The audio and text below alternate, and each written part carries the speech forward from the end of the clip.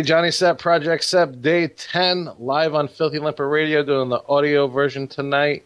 I'm actually joined on this version of Project Sepp with Kevin Wright and Crow Diddley, who are joining me also live on the radio. We're doing kind of a 2-for-1 thing tonight where I'm doing Project Sepp and Filthy Limper all in one shot just so that I could save myself some time and some work.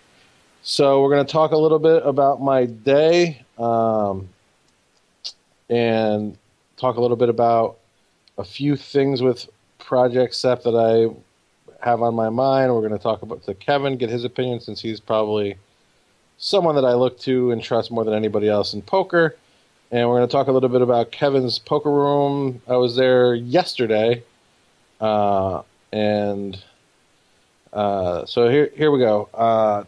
Today, first of all, last night with Project Sepp, I had a video error. I apologize for that. I recorded 4 different things. I brought the camera with me. I'm going to talk to these guys to see if they like that idea or not. I don't, I'm still playing with things, not as far as just gameplay goes, but as far as like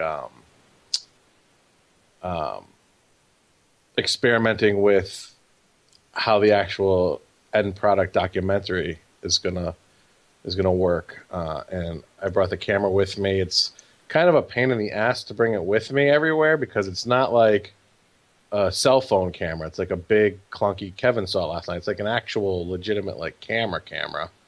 And I don't want to be wearing that thing and carrying it everywhere I go, but I think it makes for better documentary if I'm bringing it with me as opposed to just recording myself when I get home. So questions, comments, opinions on that, let me know. But anyway, I got home super late last night. I got home at like 6 a.m. Actually, about 5 a.m. I got to bed about 6 a.m. Woke up today at right around 1:30, I guess, somewhere like that. I lost my phone last night. Again, the dozenth phone this year. I'm hoping Kevin has it at his place. He's having somebody check for me now. So I'm not really sure on the times completely, and that's why I was running late today, because I had to keep asking people what time it was. I played today. I played No Limit Hold'em today because those look to be the best games running. I lost a full buy-in today. It was just I'm struggling a little bit the last couple of days after a really great start, and that seems to be my MO lately. And I think it's because I start to let things start to interfere with my thought process and my mindset. And there's an incredible amount of pressure that I'm feeling as far as pleasing everyone, performing, making sure that my investors' money is well regarded. All of those various things are way heavy on my mind. And then we had like a whole discussion about tournament EV and these sorts of things, and I start second guessing my personal decisions, and I need to just start accepting the fact that I've done this for so long and I know what I'm doing, and the 21 people who invested in me just have to have that trust factor with me, that I'm always going to do what's best even if they think that it might not be plus EV when I know from personal experience that it is, or whatever. So today I played No Limit Hold'em. I chose No Limit Hold'em because it was the same old stud game that's always going, and I knew I wasn't gonna be able to put in like a full long ass day today because of the show. So I wanted to just make sure that I was going to play in a game where I could actually move some money around, and it wasn't going to take me 12 hours to do it. So I played the No Limit game. Bought in for 300, wound up just playing super duper lockdown, waiting to find a good spot. I hated my table. I got a table change request in, but they might have forgotten about me or whatever, so I just stayed put. I actually knew one of the kids at the table from one of the local games, like that Kevin would know him too, but I couldn't put my finger on what his name was. Anything like that, but the game was just not the kind of game that I generally like to play in, but I was having a tough time getting up and out of it to get into something more favorable. I didn't want to play in a 2-5, the stud game, like I said, it's the same stud game, and it wasn't looking appealing. Nobody really was deep on the table. Um, the Mohegan 510 stud game is actually much better than the Foxwoods 510 stud game, but it's really like iffy on when it's running. But anyway, I'll talk about that more about that in a second. As far as today goes, it was just kind of a brutal day overall. I don't play. I mean, when I play tournaments, and Kevin can attest to this as well, I have a completely different play style in tournaments to cash games. I play a lot snugger in cash games, and sometimes I feel like I should kind of play cash games like I play tournaments, but I don't, because I know that there's enough players who make mistakes, and without working against the clock as you are in a tournament, I can wait on those mistakes. But the downside to that is, if you're an 85% favorite, you're still going to lose 15% of the time. But I wound up losing a big hand with Ace King, where I actually made an ace on the flop. I had Ace King, I raised, I got one caller, the flop was Ace 6-7. I wound up making a big bet. Well, not a huge bet, but I think I bet 17 into like a 20 pot.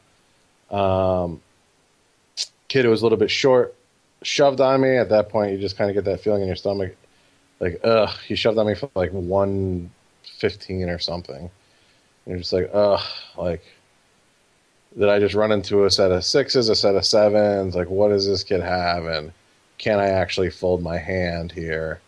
And sometimes you decide that the correct thing to do is fold. Sometimes you decide that the correct thing to do is call. I wound up taking a call because I thought my hand played well against like a lot of range that people in no limit hold'em cash games are playing, like ace queens and ace jacks and ace tens. That somebody who was in for 60 bets would probably decide to commit to. He wound up having ace six, which is just fucking.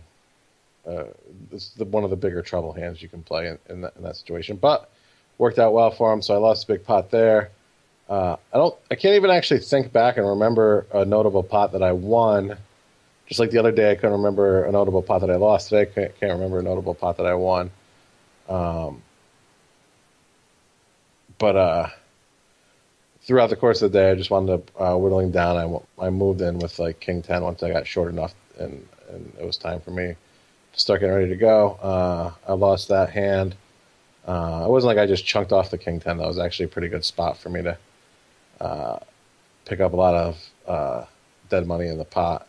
But anyway, I wound up getting up from there, cashing in my comp points. This week it was only like 10 because I played, and not 10 points, $10 because I played in various spots and everything else. And one of the days I played, the computer system was down and never got signed in at Mohegan Sun. So my total after comp was like minus 290 today, which puts us at, let me just pull up my spreadsheet, puts us at plus 483 on the week.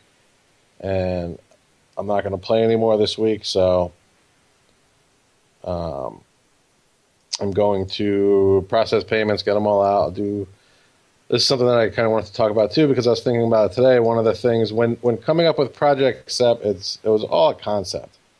It's not like it's ever been done before or I've ever done it before. So I'm kind of, it's kind of a vague process where things sound great in theory, but execution isn't great. One of the things that sounded great in theory, but isn't going to execute super well is paying out every Thursday immediately following the show. And for no other reason but the fact that I have the money on me in cash right now, and I have to get it on PayPal to pay everybody. So I'm going to pay a bunch of people tonight with what I have on PayPal, and then I'm going to go make a deposit tomorrow so that I can pay everybody else off. So don't go getting all nuts and be like, oh, I didn't get paid on Thursday. Like, I understand that. It's just difficult for me to play, do the show, and make the deposit all on Thursday. And if I would have thought through in advance better, I would have said that payouts would be on Friday. Most likely moving forward, they will be on Friday. If anybody has a huge problem with that, I don't see anybody who should have a huge problem with that. But if for some reason it's something nobody can get over, let me know, and I'll make sure that I'll do whatever I have to do to do a swap or a bar or whatever to pay on Thursday night instead of opposed to Friday mid-morning, early afternoon when I can actually get to the bank and make a deposit. Because of the schedule I've been keeping, I'm not awake right now in banking hours anyway. But I'll get everybody paid out. It's going to be, Crow Diddley, you're pretty good with math. What's the math on that? Since I closed my spreadsheet. I don't even know what the numbers were. Sorry. Let me pull my spreadsheet back up then.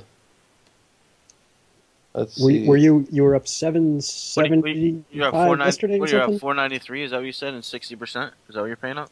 Yeah, 289. Yeah, 289 change. So yeah, like 290. So everybody expect to get your shares worth based on 290. I'm going to close the spreadsheet again. Guaranteed I'm going to need to open it again, and it's like in my radio folder and all that.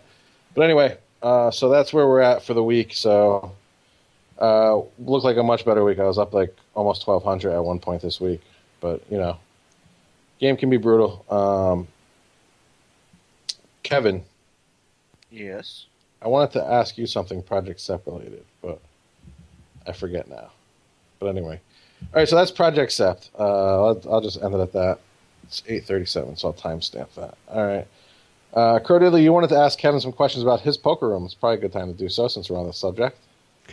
Yeah, I mean, I don't want to get too specific or, obviously. You can